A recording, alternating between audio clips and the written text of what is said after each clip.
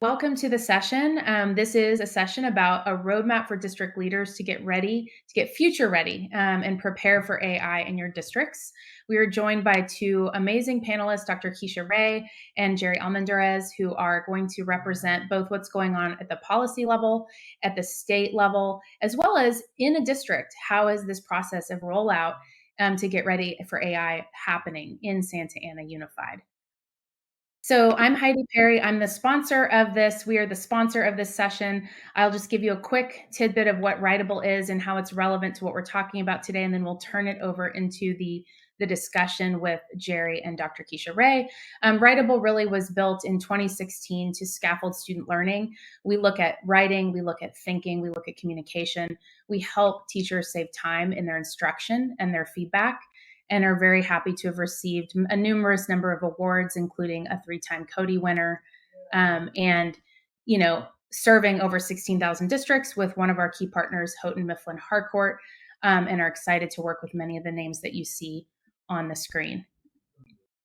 How we got interested in AI is we've been at this for about 3 years. When generative AI came out about 18 months ago, we jumped right in. We're really using AI in all parts of a teacher's instruction, whether it be to help plan curriculum, all the way through to giving and guiding scaffolded feedback in a writing moment.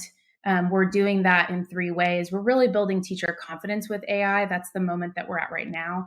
Using the AI to help guide the grading and feedback process, giving a teacher some suggested scores, and really helping scaffold the teacher to scaffold the student with those AI features. So with that, without further ado, let's jump into our discussion. I'm excited to introduce our 2 panelists today. Dr. Kecia Ray is an award-winning administrator and author. She served as the superintendent of Metro Nashville Public Schools. Her work as a transformation coach has been endless, really, at the state level and with both the New York City Department of Ed as well as LAUSD. She is doing a lot of work at the state level, which she'll speak about today through her consulting network, K20 Connect. And we're excited to say that she served for a number of years as the former board president of ISTE. So she brings kind of a policy and a technology approach to our conversation today.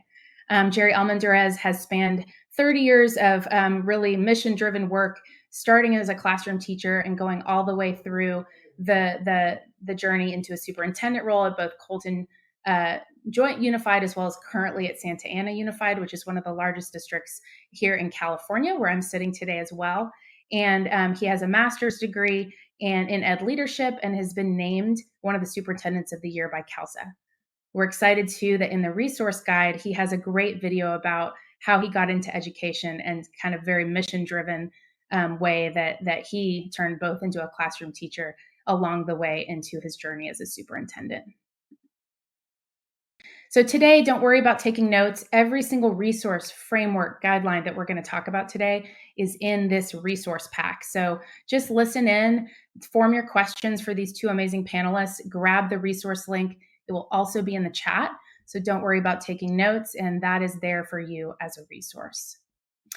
So our conversation today will be in 2 parts. First, we'll go through policy, then we'll go through practice. So Kecia will guide us through policy. Jerry will guide us through practice and his journey in Santa Ana Unified, and we'll hopefully save some time for your questions at the end. Don't forget to save those questions and put them in chat. So how we got here today is that as in all the work that we do at Writable, we noticed district leaders need more guidance. We are seeing only 7%, according to UNESCO, of school systems have a policy in place. And that's a challenge because we're also excited about AI, but we need to do it thoughtfully. So when we saw that number, we pulled this panel together. And the good news is your teachers are excited about it. So over 38%, and this is a great research paper. It's in your resource guide.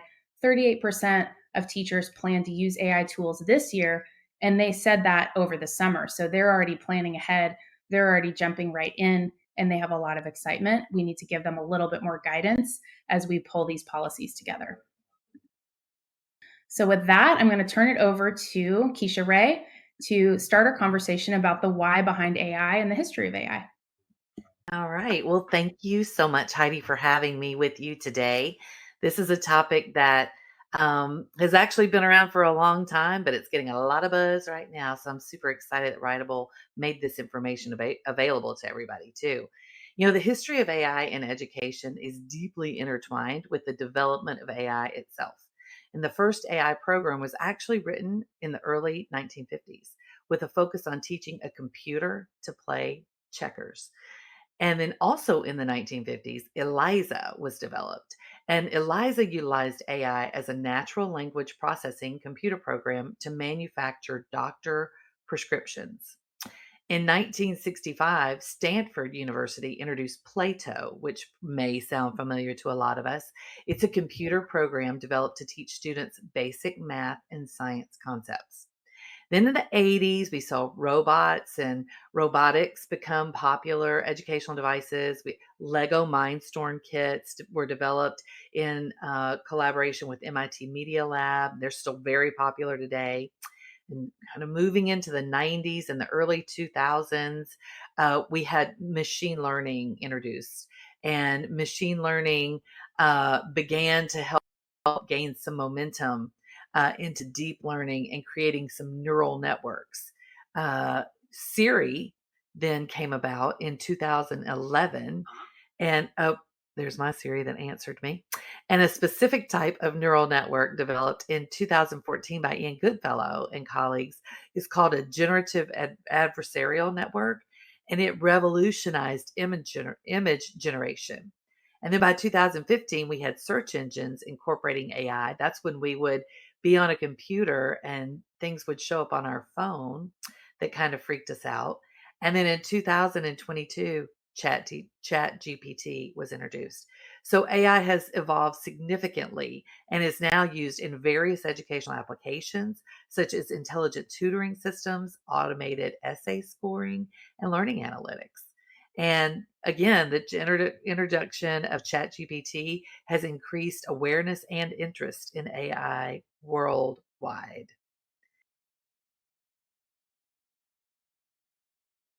Great. And Jerry, I know this is something you feel passionately about. Maybe you can talk about the World Economic Forum discussion topic here for why this is important for students in learning. Yeah, one of the driving forces behind our engagement with artificial intelligence is the industry's expectations for jobs of the future and skills of the future. And as we navigate the research behind what the future holds for us, we came across the top 15 skills for 2025 and really reflected as a superintendent, as a district, are we providing students and teachers and administrators opportunities that reflect the skills that are going to be expected in the coming years, and really did some deep reflecting and deep thinking, and are concerned that maybe the experiences and the opportunities of the staff development that we're giving our teachers and our principals aren't necessarily reflecting the changes that are happening out there in industry. So as we begin to explore innovative mindset and AI, our leverage is, in order for us to prepare students for the skills of the future, we have to embrace them as adults in the system and learn about them ourselves. So this has been the entry point of dialogue and discussion with our adults in the system to really reflect on, are we doing our due diligence to train, but also to make sure that these kids have these opportunities to embrace these skills as they go through our system. Wonderful. Kecia, do you want to talk about this? This is an interesting way of thinking about AI as an intersection point. Well, I think, there's three, in my opinion, there's three notable areas where districts currently utilize AI. We have the enhanced decision making area, and that's through data analytics, predictive analytics, decision automation, usually in some kind of a cloud uh, environment today. Operational efficiency, and when I think of that, I think of the substitute systems where my teachers could call in and they would automatically deploy a substitute, or transportation systems when a wreck might happen and the buses need to be rerouted quickly. And then lastly, and probably most importantly, is improving learning and teaching experience. And that's all the digital solutions that we have for learning and assessment that enable personalization for student learning. And AI streamlines the decisions and it increases efficiency in both the operations and the academic side of the house. Right.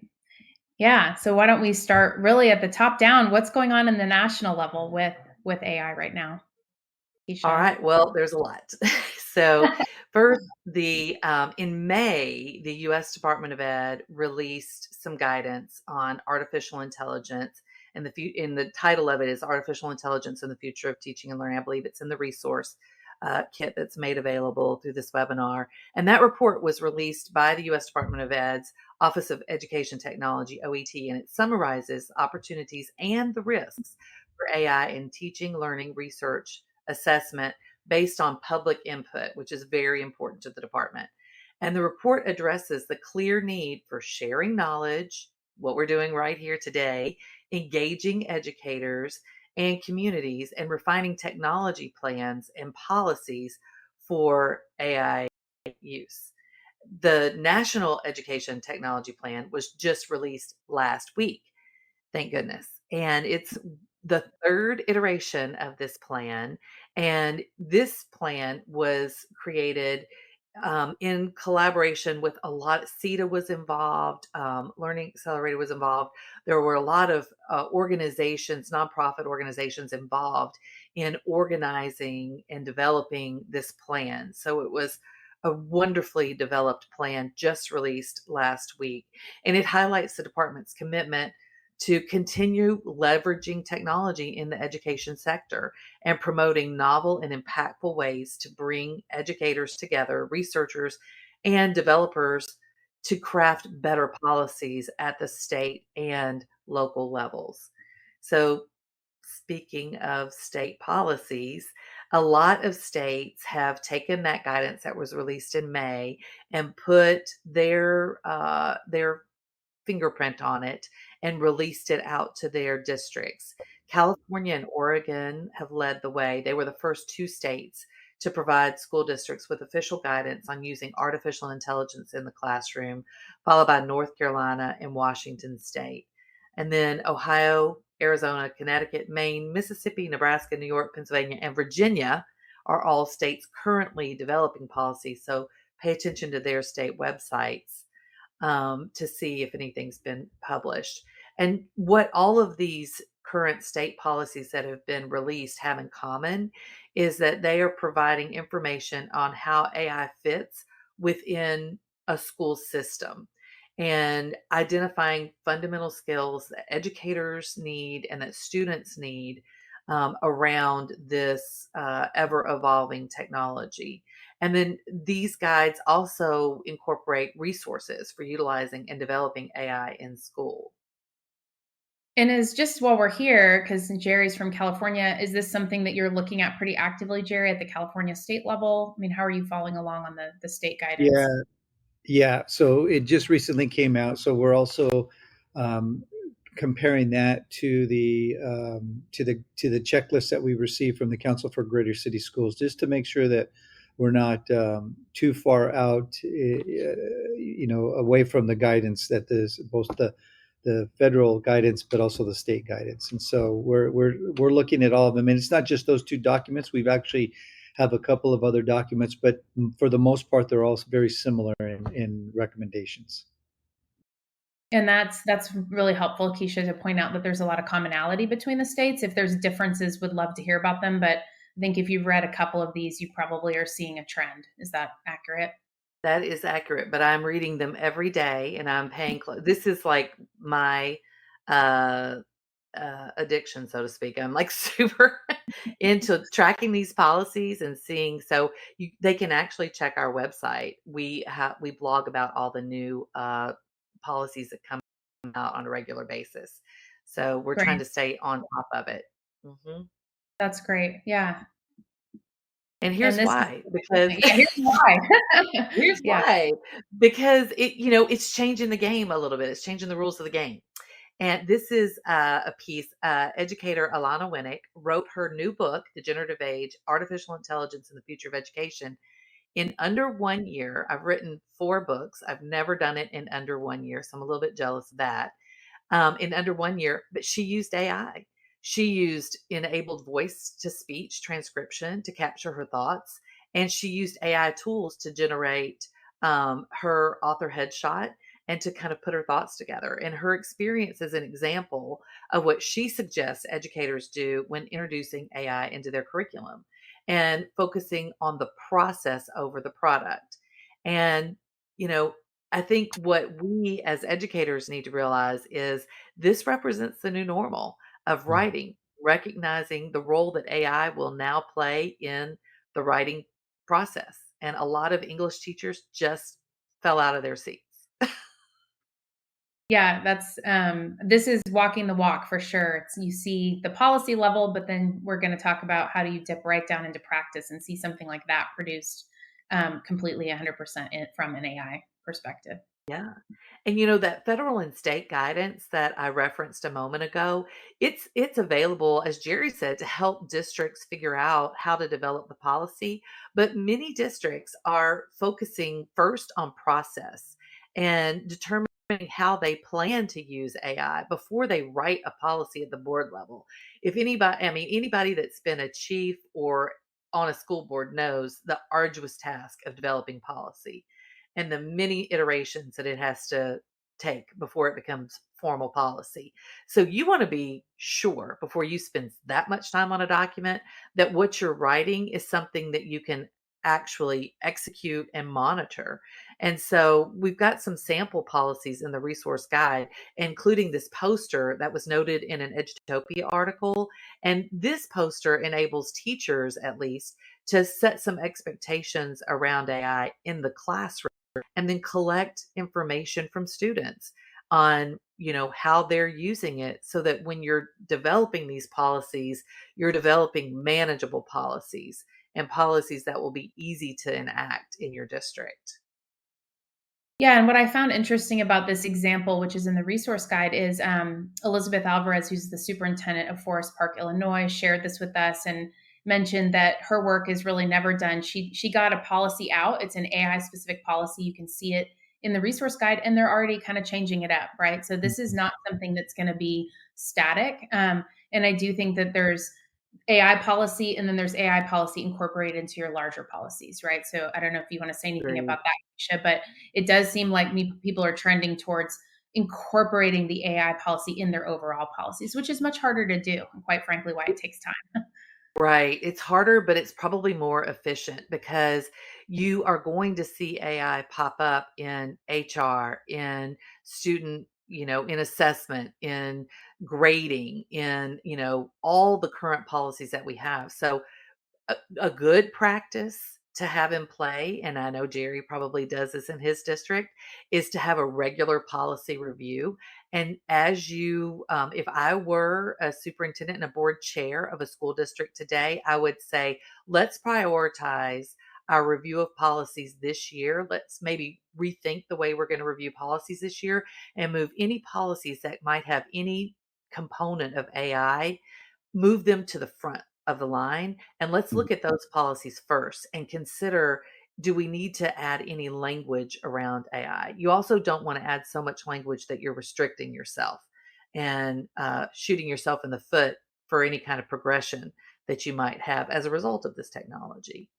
And Heidi, if I may add, there's no right moment to have this policy discussion. I would just encourage. I've been in this space for about a year and a half now, navigating AI and engaging AI within the district at various levels. But you really have to begin to use it, and then to begin to pull people together that are using it, have a discussion about the pros and cons of it, because you have to start somewhere. And for me, in a large urban district, having conversations with experts throughout the country, there really is lack of guidance when it comes to the actual policy, but there's a lot of recommended guidance for it. And the guidance doesn't really give you those guardrails. It just tells you how to go about having dialogue in order to create a policy that's best for you. So I encourage districts to really just begin the conversation about what's our current policy, if we have any. For us, it was our acceptable use agreement. And at the time we started to engage with AI, students weren't using it. It was just the adults. So we quickly told the adults, look, make sure you don't violate the acceptable use policy, which means don't input any private or confidential data. And so once we clarified that, then it gave a little bit of breathing room for those that were using it. And then we said, okay, use it. And then we'll come back in a few weeks, a few months and talk about what you're finding out there to help guide the policy and the decision making process. So you just have to jump in and have that conversation.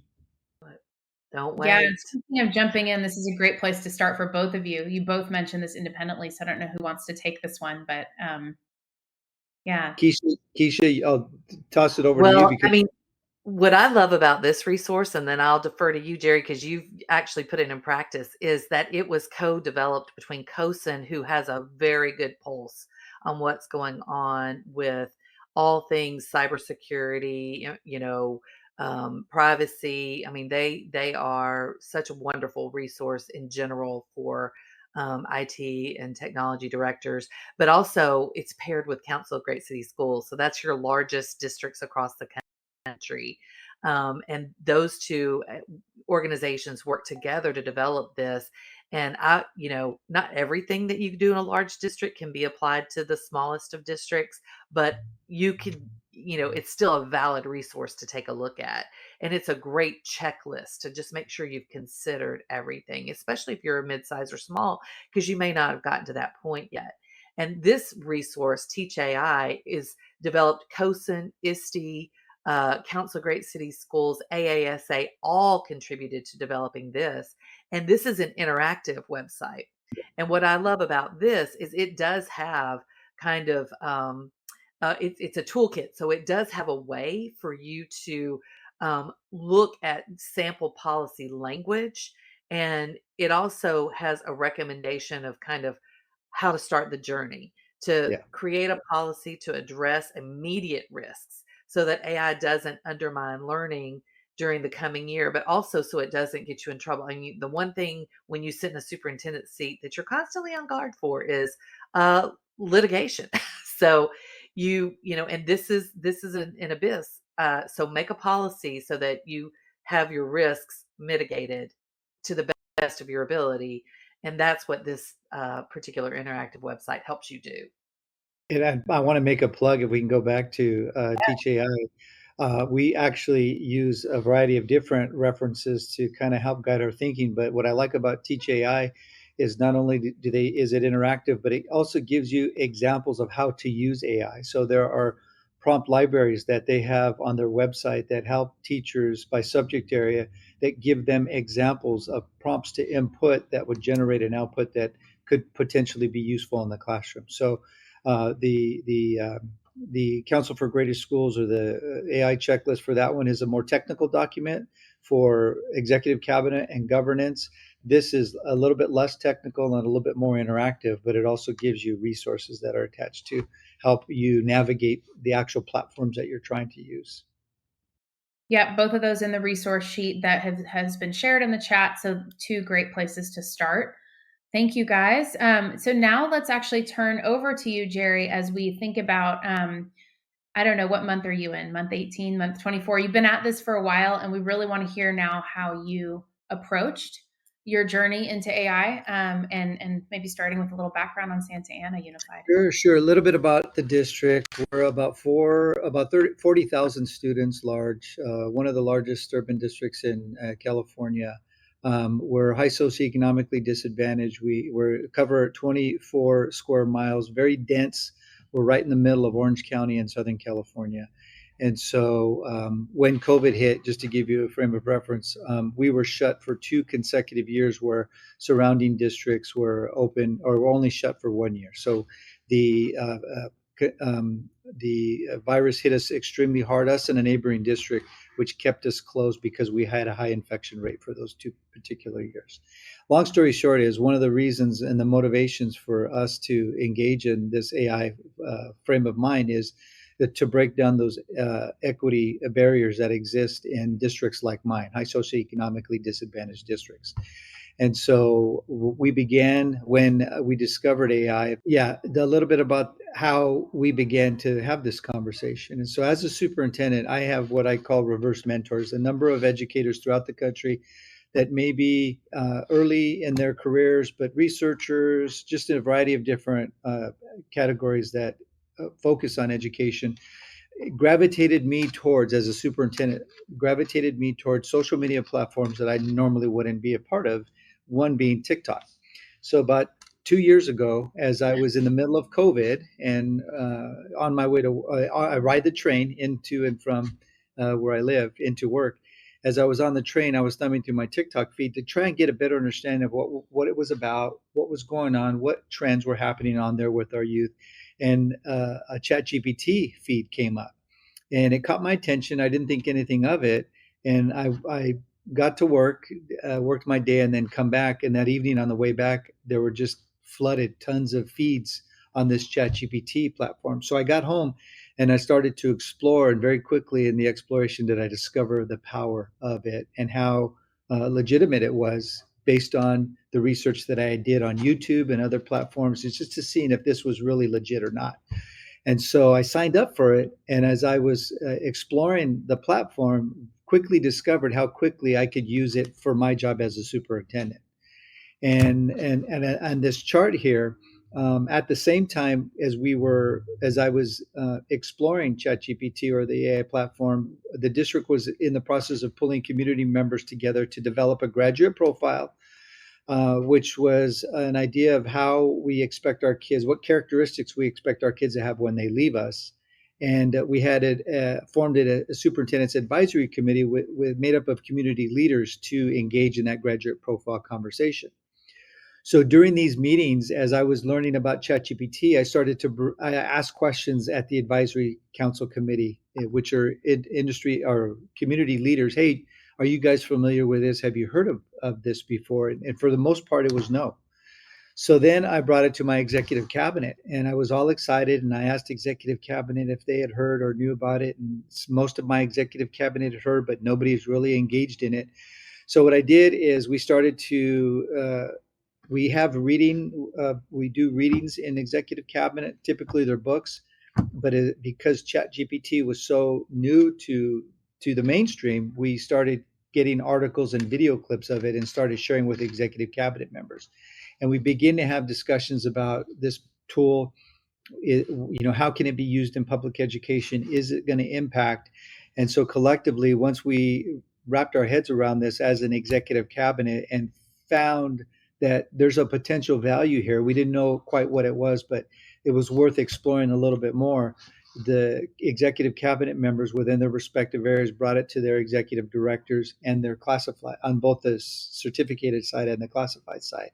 And the reason for that is exactly like Kecia had explained in that diagram graph that she said. One is for operational efficiency, the other is for instructional purposes and leadership purposes.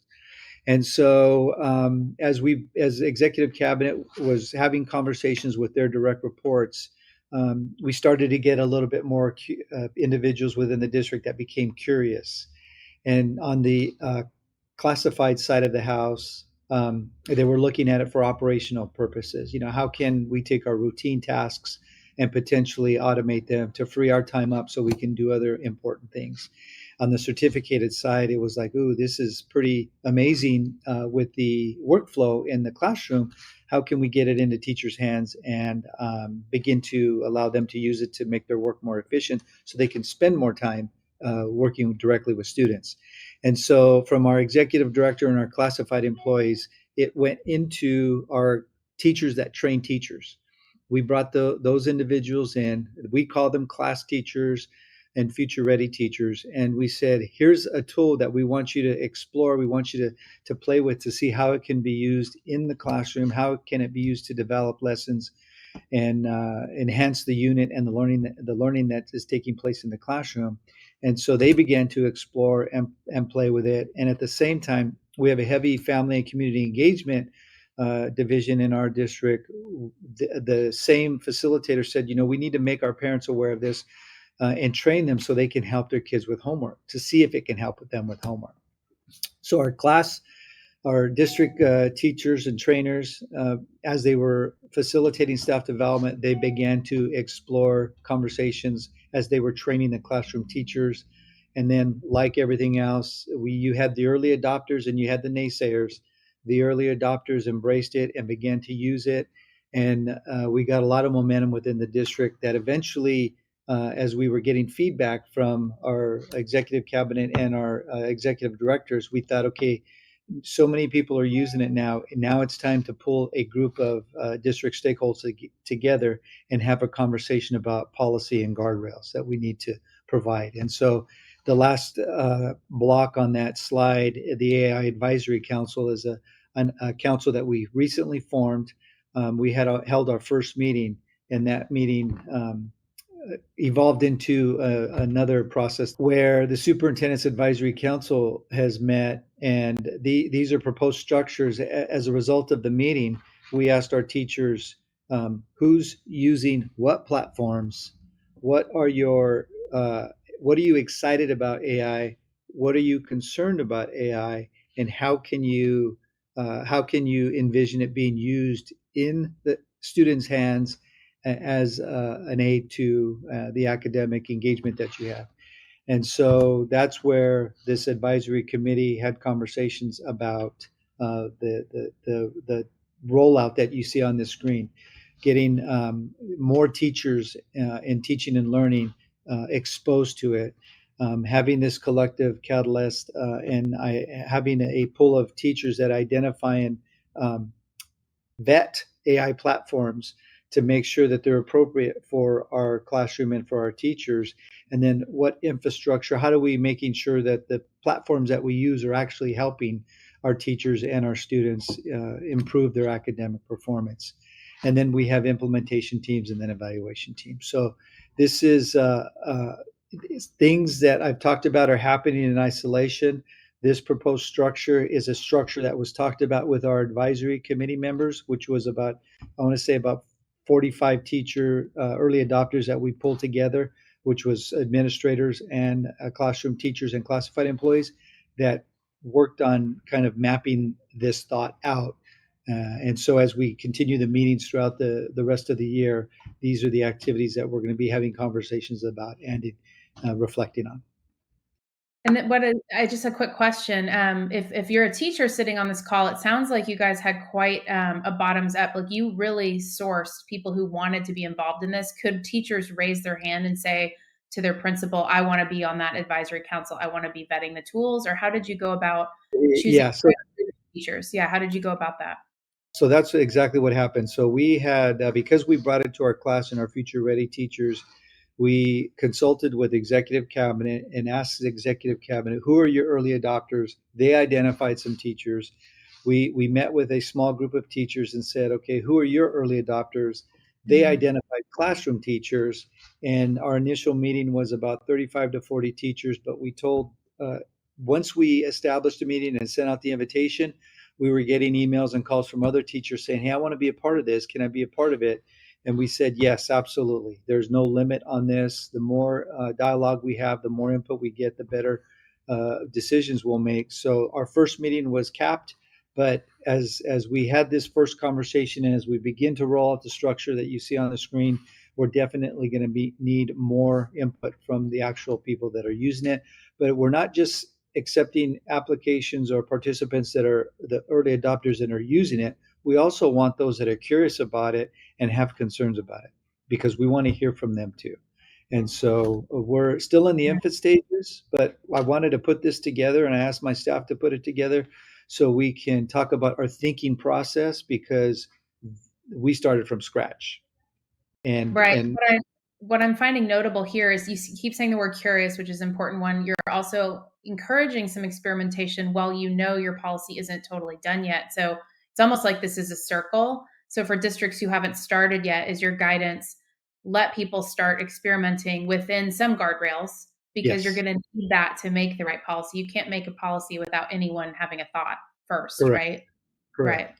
Right. And I think the safety net for the early adopters was the fact that we had a current acceptable use policy and that we already do the ethical training for student use. So there was a layer of expectation that it currently existed, and it exists in a lot of districts. So Mhm. we just leverage those two existing policies and say it's got to be, if a student is using it, it's got to be used with moral and ethical use and oversight by the classroom teacher, but also making sure that no private or personal or confidential data is inputted into these systems as well. And so the conversations that we've had with the teachers that we've talked to have felt comfortable with where we're at right now. But I'll tell you, before the advisory council was pulled together, there was a sense of concern, which is why we put that council together like we did. We felt, okay, we're hearing enough feedback. There are some questions that we really don't have the answers to. Now is the right time to pull people together and begin this policy conversation. And what you see here is the first thought gathering that our advisory council put together. The in the columns that are colored on top are a series of questions that we asked our teachers to respond to, and so we're compiling this data here, and we're going to look for trends and bring it back to our advisory council to follow up on their concerns, their hopes, and their excitement about the process. And this is these are the individuals in the district, and a lot of them are online, and a lot of them we've asked a lot of them to push out on their social media feeds, their professional school social media feeds, some examples of some of the work that they're doing. And so we have some of our high school, Santa Ana High School, particularly in Orange, in Santa Ana, our film department is doing a lot of amazing things. And I asked them to push it out on their social media feeds and tag the district office, so we know we can give some, so we can see some concrete examples of what is actually happening in the classroom with it. And one teacher used it to develop a inventory checklist for instruments that normally would have taken him a couple of days to check out. Now only takes him a few minutes because it's automated through AI, and it's not confidential information, but it's just easier for that process to go through. And there are other creative things. They're working in the metaverse, and they're creating art and all kinds of amazing things that, and we Okay. have given our teachers permission to explore and experiment. This is a flyer of a training that we held for our parents. Again, the intent is to inform and educate our parents about the importance of the platform and how it can be used, not only for them personally, but also to assist them in helping their students with their homework, not to give them the answers, but the ethical and moral use of AI as well, so they're aware of it, but also inform them that it can be helpful for them to input some homework questions in there that will help them guide their student into answering and learning. And then one of the things that I encourage parents as well as my colleagues at all levels is to be in spaces that you wouldn't normally be in. I found out about ChatGPT because I was on TikTok. Never in my wildest dreams did I ever think or want to be on TikTok. And I'm still on TikTok, and I'm not active, but I use TikTok to help me identify emerging trends. And Mhm. I follow a lot of educators on there, and it really helps me see things that I normally wouldn't hear or see in my district. And so it creates interesting conversations when I come back and meet with my executive cabinet and throw things at them that they're like, where did you get that? And where did that come from? Things Mhm. like things like we're currently reading a book called Intelligent Automation, that we recently completed a book called The Coming Wave. And these are, current research that is talking about the current environment that we're in, with the intent of us to make decisions as executive cabinet members that prepare our students for the upcoming workforce and having the future ready skills necessary. What we discovered early in this conversation is that we're not so much worried about the kids as we are about the adults being in this space and really embracing this innovative mindset, and them themselves having to be learners to relearn what this new environment means to them as the teachers and as site leaders, so they can give their teachers the training and the opportunity to give their kids exposure to this new innovation. And I'll Right. I'll So what stop. I love about that, like, so what you're saying is if you have nothing in place yet, start with at least getting your acceptable use, your privacy concerns, build a couple of guardrails, but then don't shortchange the part of the process where you were building excitement. So one question that came up in the chat is, what questions did you ask to guide those conversations? It sounds like you're saying, what are your hopes? What are your concerns? What are your fears? But also, what are you excited about, right? What have you tried, right? So anything else you can say about how much time did you take, really? I mean, calendar wise, it's about a It, year, right? 18 months it you've took been working. it took about a year and a half, and the first questions that we and it really was, well, we did ask a question. We asked, who knows about AI, and some did, some didn't. And the way we began to roll it out was at our principal meeting. So we played with it in executive cabinet. We took some decision making conversations that we were struggling with in executive cabinet, and we inputted it into the platform as an executive cabinet to kind of just see what outcomes it would give. And to my surprise, we were impressed, or my cabinet was impressed, because they're not necessarily in that space. And so as they discovered, oh, this is pretty cool with simple things, those simple things evolved into more complicated things, like taking our site SIPs, which are our school site plans, which are public documents after the board approves them, plugging them into ChatGPT, and then comparing them to the board priorities and seeing if there's an alignment there. And so Mhm. it started out basically to help us write letters of recommendation and help us respond to emails with the routine tasks, to an evolution of how else can this be helpful? Can it help our principals write their site SIPs of plans? So the conversation was asked, I don't know, let's have a conversation with them. So at our principals meetings, we would have a conversation traditionally like we always did with poster paper, put them in groups, have them have a conversation at their tables, and then write out the key points on the poster board and then respond. And then we would say, okay, now take those this prompt that we asked you, the question that we asked you, plug it into ChatGPT and see what's different than what you guys talked about. And so incrementally, at very non-threatening ways, we engaged our principals with how what this tool could do, and just left it alone. And the next meeting, some principals came back and said, "Oh my God, let me tell you what I did. Really? Tell me more." And so Right.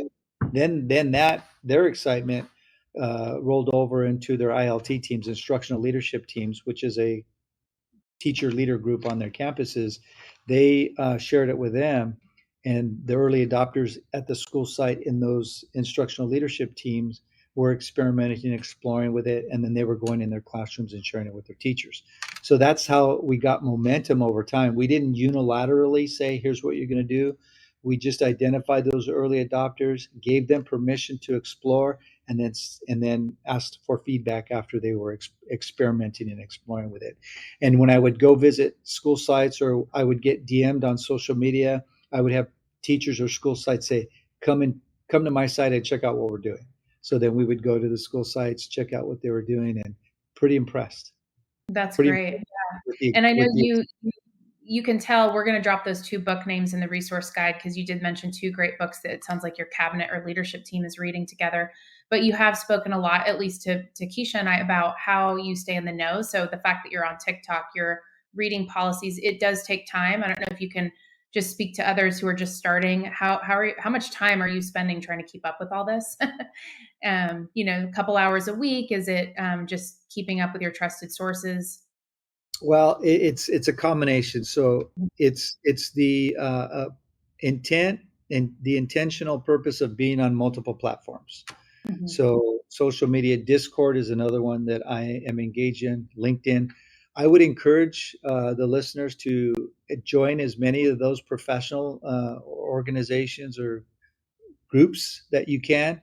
And not that you have to engage, but that you begin to follow other people that are in this space, like Kecia, other policymakers and influencers when it comes to the AI process, because on a regular basis, articles are generated, research is generated, or news articles on examples, shining examples that are happening across the country, across the globe, will appear, and which is helpful for me. So a number of different organizations offer training opportunities that when I come across my feed, I share with my executive cabinet and I say, I want somebody to participate in this. Right. Another good resource that we use in Santa Ana that helps us with our frame of mind is the Institute for the Future out of Stanford. And that's Mhm. another online platform that helps us kind of be in this space that helps us think of what the future is going to look like and not have to necessarily live in the past like we always find ourselves doing, trying to solve problems that are existing because you know things just Yeah. aren't going the way. Well, whatever you're doing is trickling down because I do know that we work with your head of ELA curriculum, and he is one of the most knowledgeable and curious people about AI that we've ever come across. So you're nurturing the right expectation and kind of transparency, and I guess everything that you're working on. So that's wonderful to see. We have about 12 minutes left, and there's a lot of questions that we want to take. So I'm just going to have everyone take a moment. And in the chat, this is one of the guiding questions that Jerry asks his leaders. What are your concerns? What are your hopes around AI? Maybe pop that into the chat as we're taking questions. At least Kecia and Jerry will see the flavor of what you guys are thinking and what you're doing in your districts. Concerns and hopes and dreams. That's always the conversation starter that we like to use for AI. I'm going to do a quick tour really quickly of some AI in action, and then we're going to come back and close with questions. There's a really good question waiting to be answered around the history of AI, so we'll get to that with Kecia. Really quick, I'm just going to show you guys. You can basically, with Writable, you can take any piece of written document that you've got, whether it's a Google Doc, a Word doc, a PDF, and you can pull it in and get AI feedback on it within a couple of minutes. I'm going to show you just quickly some sample papers of how teachers might be. Remember, we talked about how do they save time from a process perspective? How do they save time of teaching, grading, and instruction? This is just one example of how in Writable, you can come in and get that AI, really understanding within just really 2 or 3 minutes. So if you come in, you will start to see on either writing you bring in or our sample papers, comments, right? So suggestions that AI can bring you as a teacher. Grading takes, usually on an extended response. If you're a secondary teacher, it's really normal to see 4 or 5 hours of grading on a set of essays. What we're doing with AI is we're arming the teacher and we're building teacher agency and confidence by saying, here's a suggestion that you could use as a conferencing moment with a student generated by AI, but you're going to put your own stamp on that. You're going to edit this, you're going to put your own voice into this. But this suggestion is speeding up the amount of time you're spending grading, and it's putting that time savings back into your instruction, right? So this comment could get sent to a student. We also see that we're able to generate with AI pretty solid draft scores. We've been looking at calibration of draft scores coming from AI versus teacher grading for over 18 months now. And it's pretty close. I mean, there's certain things that are closer than others, but this, if you were looking at a piece of student work, of course you can mark it up, you can put those wonderful comments that you're used to putting in there, but you can also get a pre-score on your rubric. This works with over 1,000 rubrics in any rubric that you make in Writable. So that's just a little glimpse on what could AI do. If you're just diving into piloting different tools or kind of figuring out what should teachers try, there's a lot of wonderful options out there. Writable specifically is putting the emphasis on saving time on that feedback so that you can roll that back into your instruction. We're going to start to take a couple of questions, and I'm going to flip over to the really quick reminder. We've got a resource guide, and we'll take some questions from the chat. So one of the questions that came up that I thought was really interesting for you, Kecia, is your very first slide that you talked about. Given the history of AI, this has been around for years. Doesn't generative AI just make the playing field more equitable? And should the policies focus on core values like the mission of the school and the core behavior expectations? Or are we in a knee-jerk reaction, similar to what happened with the advent of Web 2.0, social media, Wolfram Alpha, et cetera? So how do you create policy for activity outside of school? That's kind of three questions in one. So there's a question in there about how are we monitoring outside of school, or are we? And in where we are in history, aren't we isn't this really just about making everything more equitable? So do you want to take that one?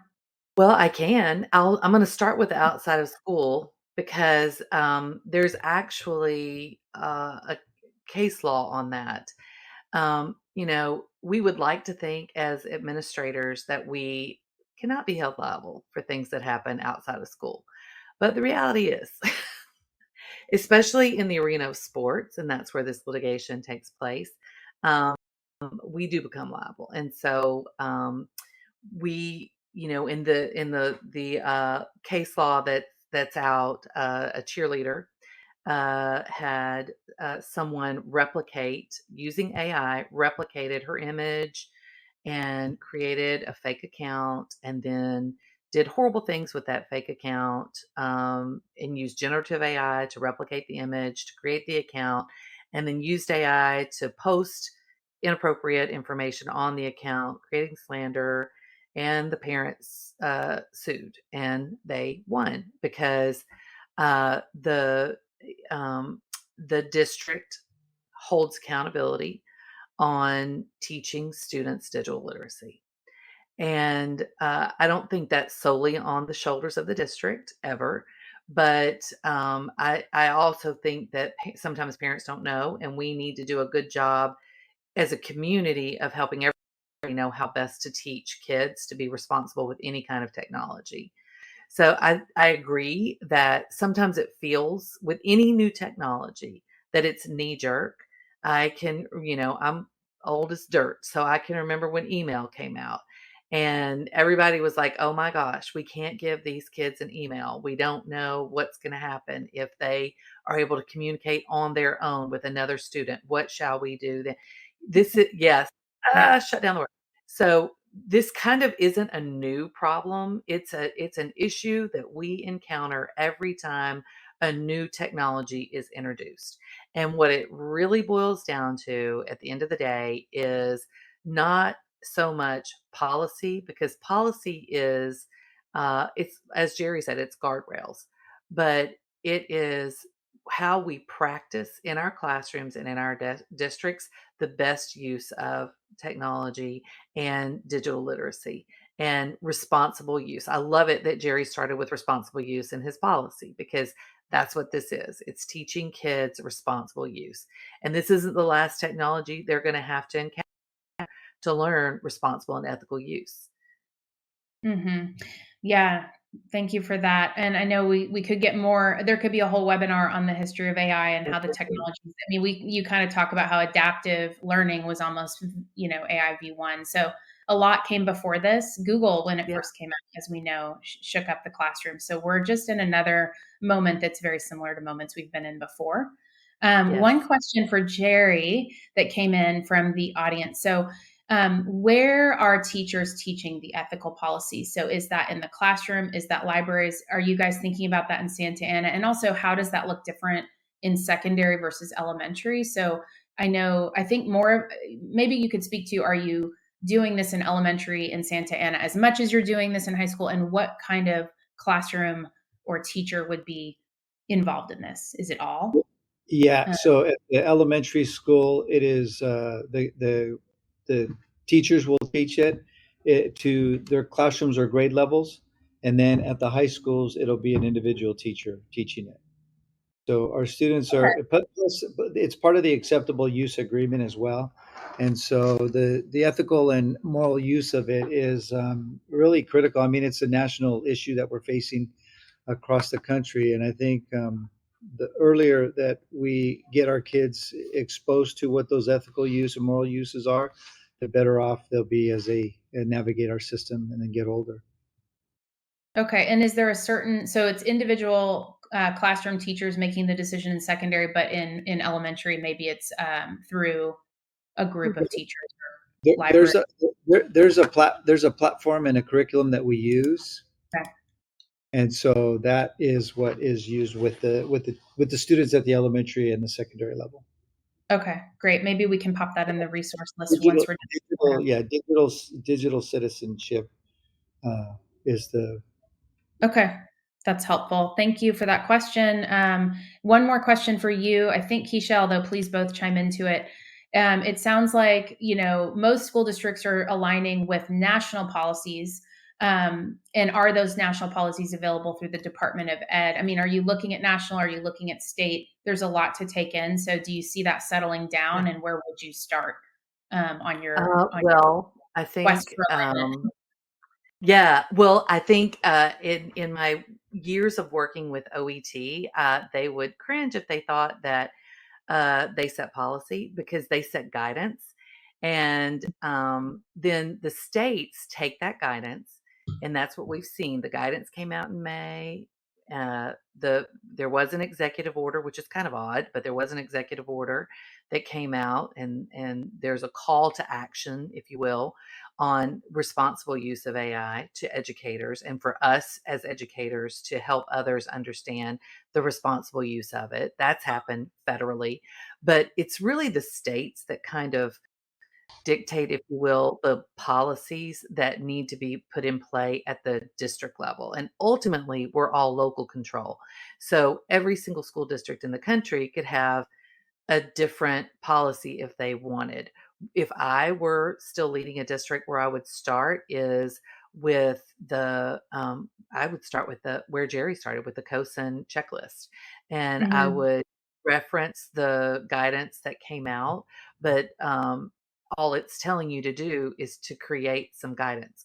So you want to, start with that checklist and start with the Teach AI, because it exposes you to so much you may not even be familiar with, and then just kind of introduce it to your to your teachers. The early adopters are the best ones to start with, obviously, and then have them help you bring everybody else along. I think, when we think about teaching this in general, I think it would make a great online course. This is what we do at the university level.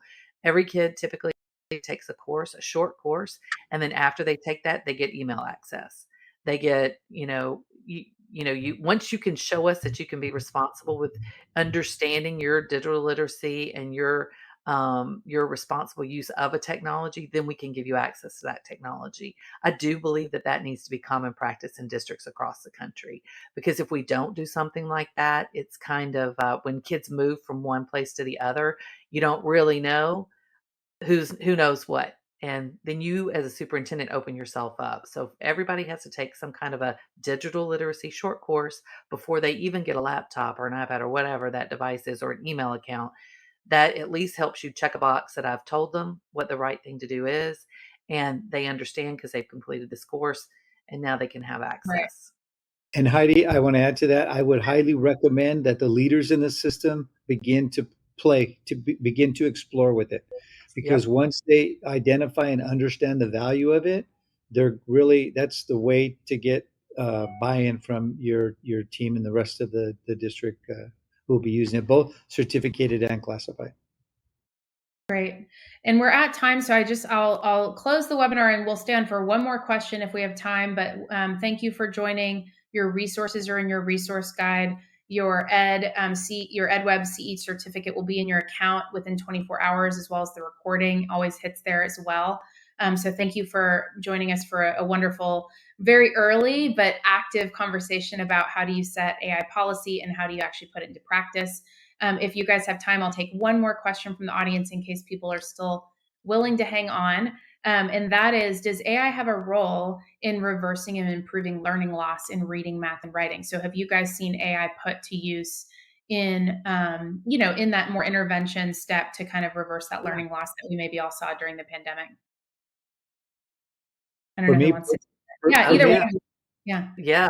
well, Okay. for Yes. me, But for me, we haven't actually seen it because it's not actually, we haven't adopted or embraced a platform that is going to be used in the classroom. But I have hope. My hope is that through our conversations like this and through conversations with AI developers and some of the firms that we're partnering with, is that we're able to create a reading platform that actually in real time gives us real feedback on students' reading abilities and helps correct the students in real time to encourage them to continue learning and mastering their skills at all levels. So we're Right. not there yet, but we got a lot of hope. That's Yeah. great. I've seen it with math. There's some really great solutions that incorporate AI. And we had such a gap in foundations of math that kids are having to fill in those gaps in short order. And so several solutions, one in particular that I work with, is able to assess what the gap is and reteach that or introduce that and determine the mastery and then move them on very quickly. It's fascinating to Yeah. watch that work And so well. part of trying to get to learning loss with AI is just noticing that being able to really Figuring out where interject it is. in the moment. I mean, we do so much work at Writable about trying to give the teacher the right tools in the moment, whether that's conferencing, whether that's a quick piece of feedback, whether that's, a resource that they could send along. So the first part is just knowing from AI, when is that happening so you can Yeah. support the students. Yeah. Great question. So I think that with that, we're going to wrap it up. Thanks everyone for joining. And, again, the resource document, we'll put those 2 books that Jerry's reading with his board and cabinet district leaders in the resource guide. And thank you for a wonderful conversation, both of you, and for all the work you're doing in the space. Thank you. Thank you.